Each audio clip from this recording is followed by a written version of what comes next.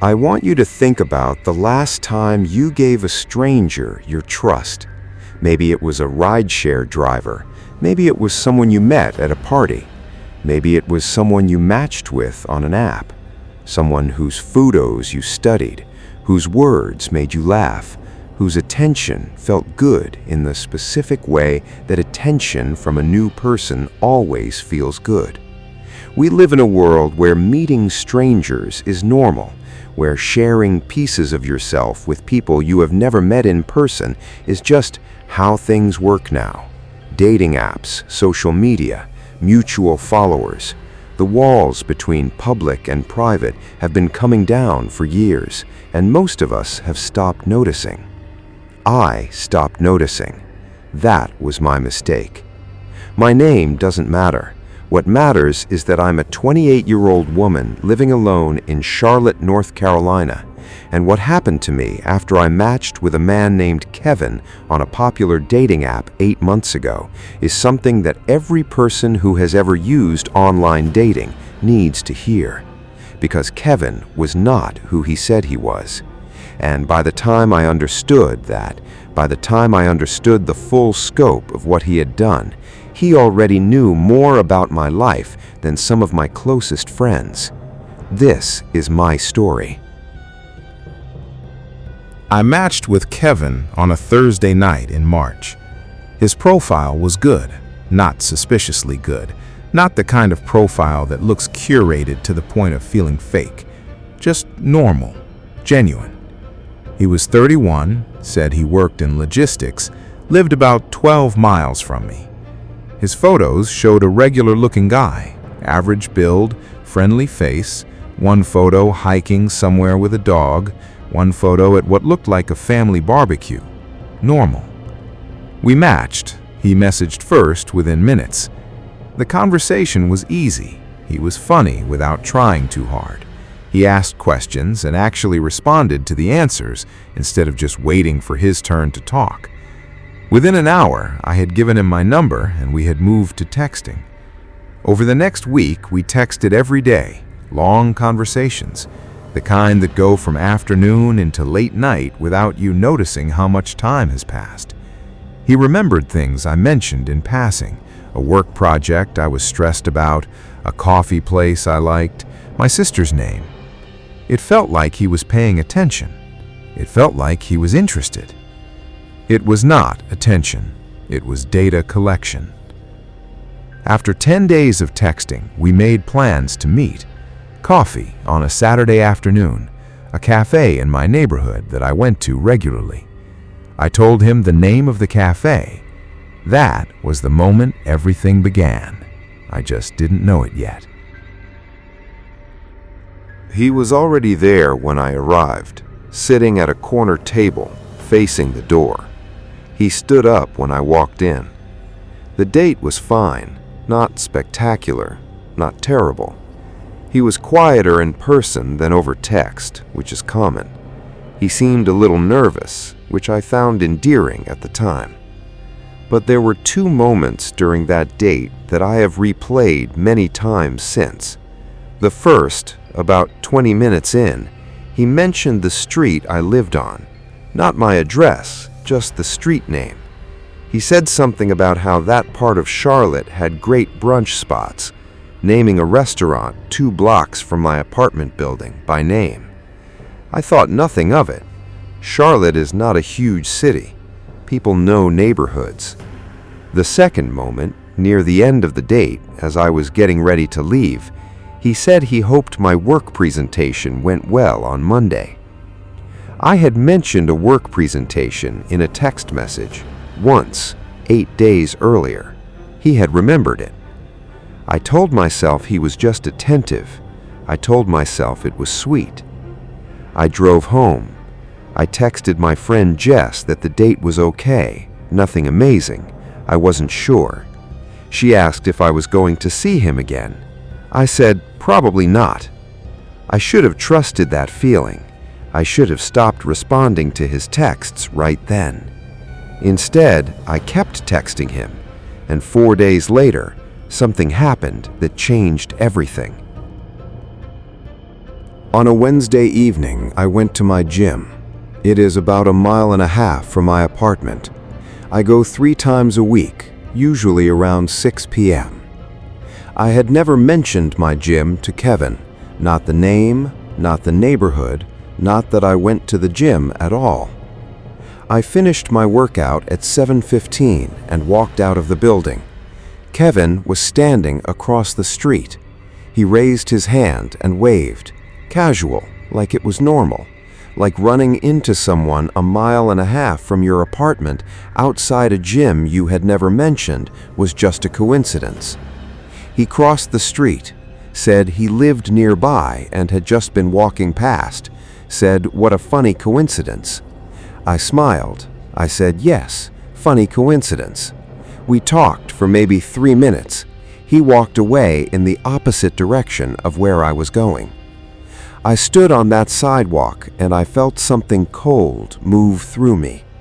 I pulled out my phone and I opened our text conversation and I scrolled back through 2 weeks of messages. I had mentioned my neighborhood. I had mentioned the coffee shop, which he had arrived at before me. I had mentioned my street, which he had referenced on the date. I had mentioned my workplace generally. I had not mentioned my gym. I stood on that sidewalk for a long time. Then I walked home quickly, a different route than I normally took, and I started paying attention in a way I had not been before. That night, I went through everything, every social media account I had, Instagram, Facebook, an old Twitter I barely used anymore, LinkedIn. I looked at them the way a stranger would look at them. My Instagram was set to private, but I had 340 followers and I had not been careful about who I accepted. I scrolled through my followers list.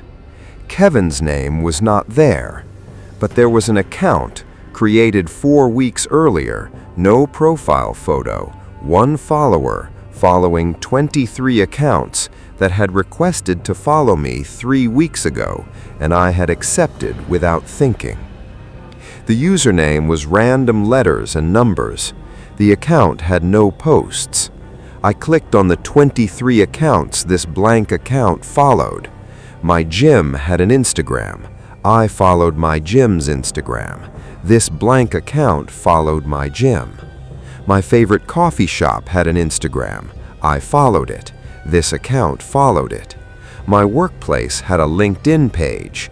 This account was connected to my workplace's LinkedIn. My sister had a public Instagram. This account followed her. One by one, I went through all 23 accounts this blank profile followed. Every single one was connected to me.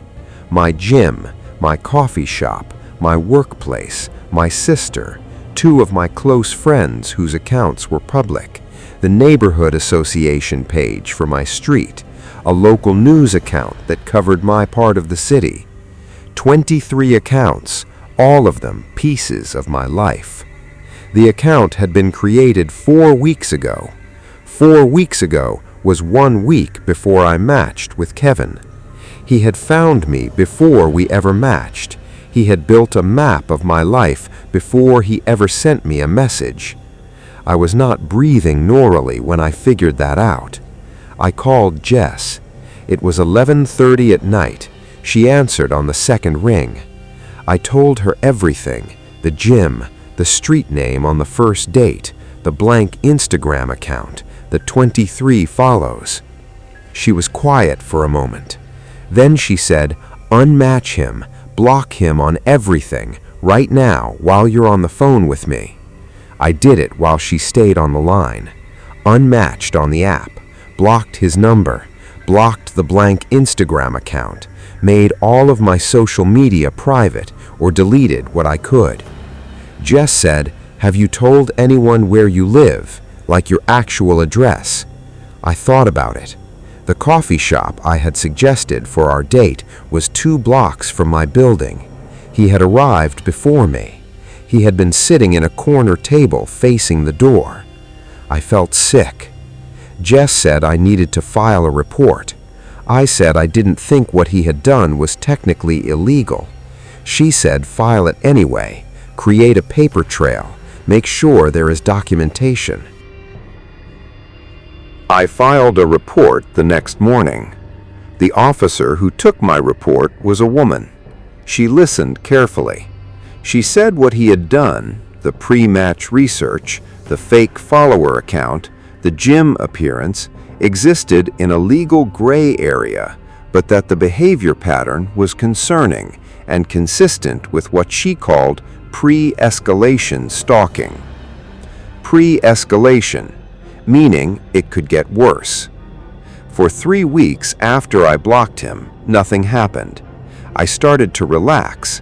I started to think maybe it was over. Maybe he had moved on. Maybe I had overreacted. I had not overreacted. On a Tuesday morning, 5 weeks after I had blocked him on everything, I walked out of my apartment building to go to work. There was an envelope tucked under the windshield wiper of my car. No stamp, no return address, just my first name written on the front in careful handwriting. Inside was a printed photograph. It was a photo of me, taken from a distance with a zoom lens. I was walking on my street. I recognized the background.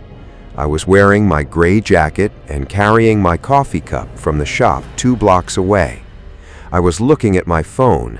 I had no idea the photo was being taken. On the back of the photograph, written in the same careful handwriting, I just want to talk. I called the police from my car without going back inside. I did not want to walk past wherever he might be standing. 2 officers came within 15 minutes. They took the envelope and the photograph as evidence. They filed an amended report. They told me to vary my routes, to not be alone when possible, to let my building management know. They told me to be careful. That was all they could do, because he still hadn't technically broken a law. I moved apartments 2 months later. New neighborhood, new gym, new coffee shop, locked down every social media account, removed location data from all my photos going back 3 years, deleted apps I didn't use, audited every follower on every platform. I have not heard from him since the photograph. I do not know if that means he stopped. I do not know if he found someone else to do this to. What I know is this: he found me before we ever matched. He built a picture of my daily life from public information, things I had posted, accounts I had followed, check-ins I had made, photos with location data embedded in them. He assembled a map of my existence from the digital breadcrumbs I had left without thinking about it. And then he walked into my life like a coincidence. The scariest part is not what he did at the gym. It is not the photograph on my car.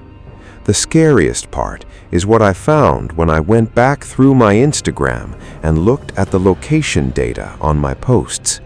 Over 2 years of posts.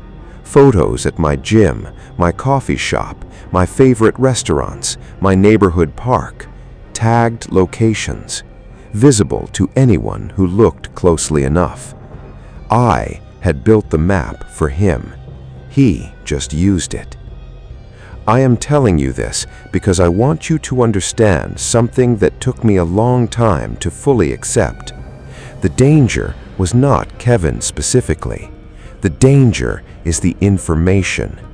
Every tagged location, every check-in, every public post that shows where you are, what you do, when you do it, who you do it with, every follower you accept without checking, every app that has access to your location, every photo with data embedded in it that tells anyone who looks exactly where you were standing when you took it.